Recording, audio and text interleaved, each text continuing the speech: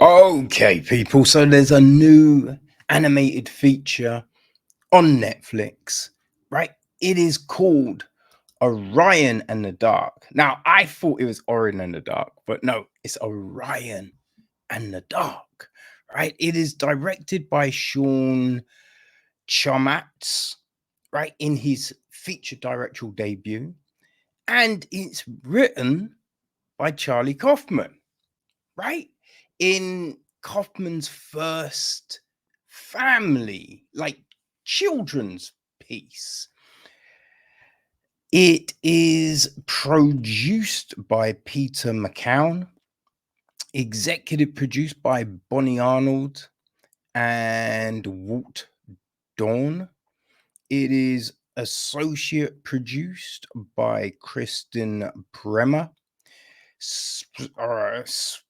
It's line produced by Brent Holskins and Ashley Laidlaw, and supervisory produced by Alex Bremen, Kevin Lax, and Robert Lydecker handled the music. Kevin Sokoli edited the piece. Katie Galvin and Anya O'Hare were on casting duties. Timothy Lamb, production design. Christian Bain, art direction. Our voice cast. We have got Orion is voiced by Jacob Tremblay. The older Orion is voiced by Colin Hanks. Right? Orion's mother is voiced by Carla Gugino. His dad is voiced by Matt Della Pina. We've got Sally, right? Sally is voiced by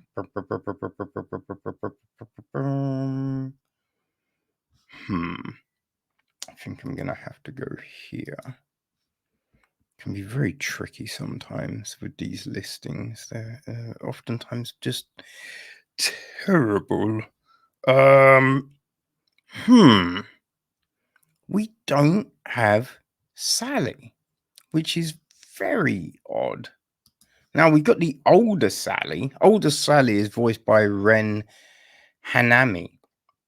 Don't have a younger Sally voice, which is very peculiar. Hyperia is voiced by Mia Akemi Brown. Older Hyperia is voiced by Shannon Chan Kent. Right? Then there is Dark. Right? Dark is voiced by Paul Walter Hauser. We got Quiet, voiced by Aparna Nachala. Right? Unexplained Noises, voiced by Golda Rocheval. There's Insomnia, voiced by Nate Faxon. Sleep, Natasha Demtrue. And Sweet Dreams is Angela Bassett, and Light is Ike Bernholtz. Which I have to say, I like that, right? I like the fact that we have different people.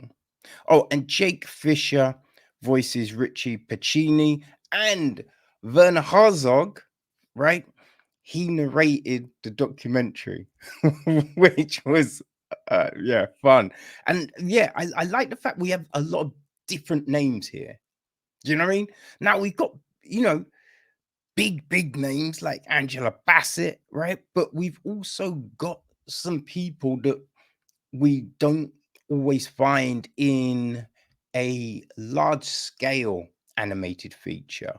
Not to say none of these have done voice work before, but I think it's nice to get a variety in these kind of positions.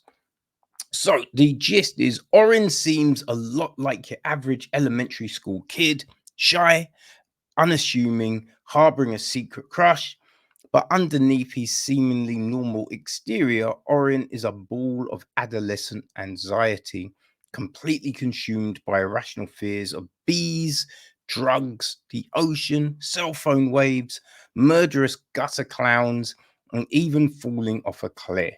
But all of his fears, the thing he's the most afraid of is what he confronts on a nightly basis: the dark.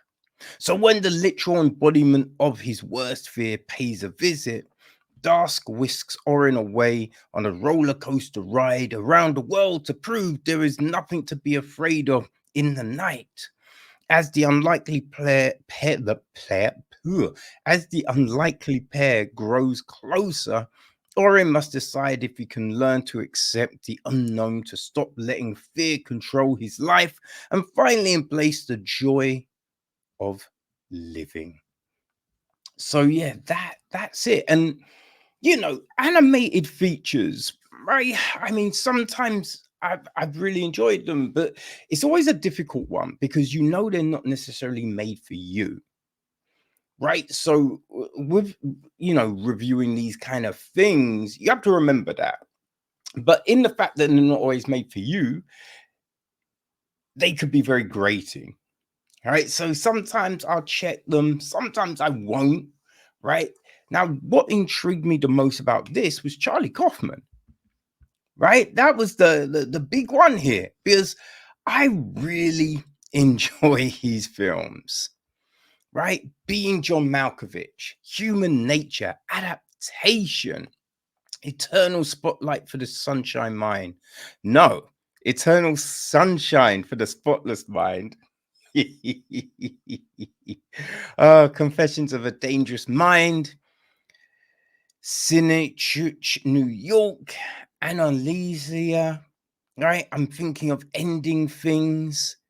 Man, I've just he's got this style, right?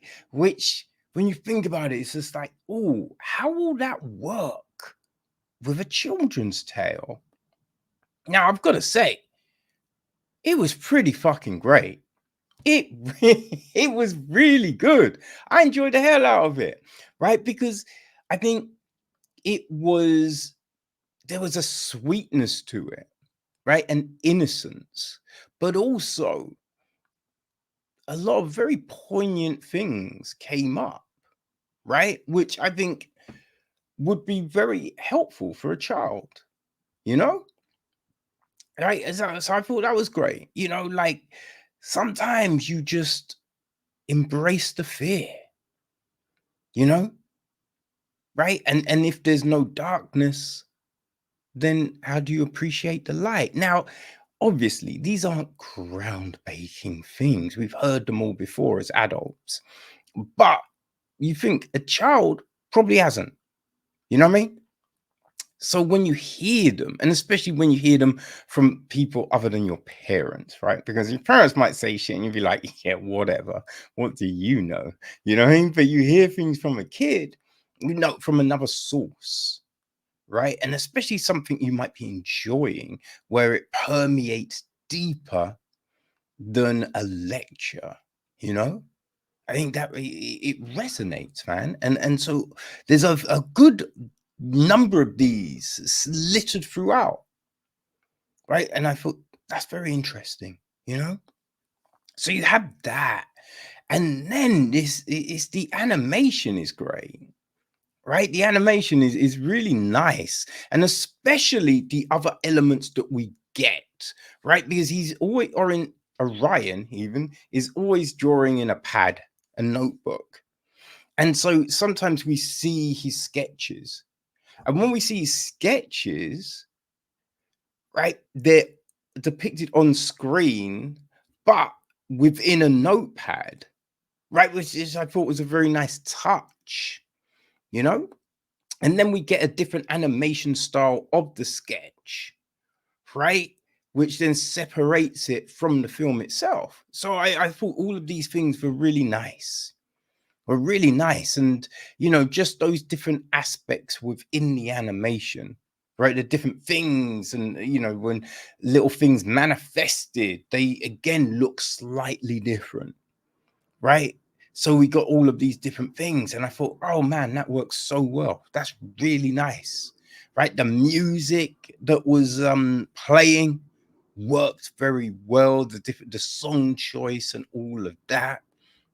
Yeah, it's a really good thing. You're watching it, and I think you can relate, right? You can relate, because I have to say, Clowns in the Gutter, because I watched it as a kid, and that was fucking oh, oh my God. That was terrifying, right? Terrifying, so I get that, right? Blocking a toilet, just all of the things that you feared as a kid, right? Just all of these things, and you're just watching this and being like, oh shit, yeah, I relate to that, right? There's a bit when they walk into his parents' room, and his parents are asleep, and like Hyperion is like, oh my God, they're ancient. And he's just like, I mean, they're not that old. But then it's just that thing, right? When you're a kid, if you met a 30-year-old, it was just like, yo, what? How come these people aren't dead yet? This is so old.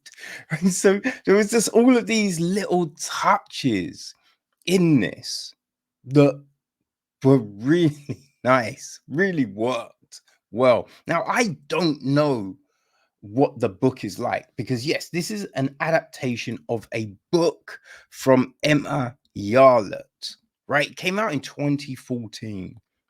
So the same name, Orion in the Dark, right?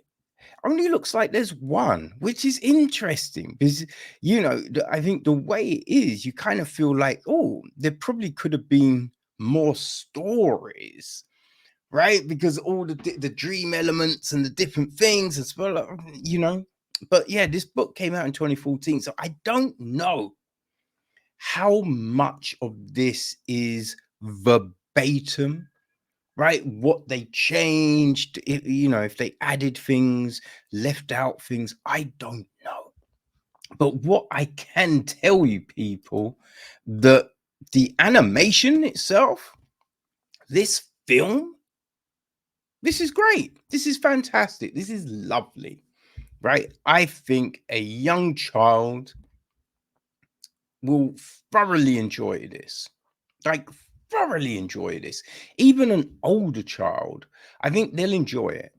You know, they definitely, like, I think it will get to a point when the kids aren't afraid of dark anymore and that kind of thing. So they'll like it on a different level. But a little kid, real small kid, they will be blown away for sure. It's not offensive. You can sit them down in front of this. You don't have to worry. There's no boobs, and sex references, swearing, anything like that.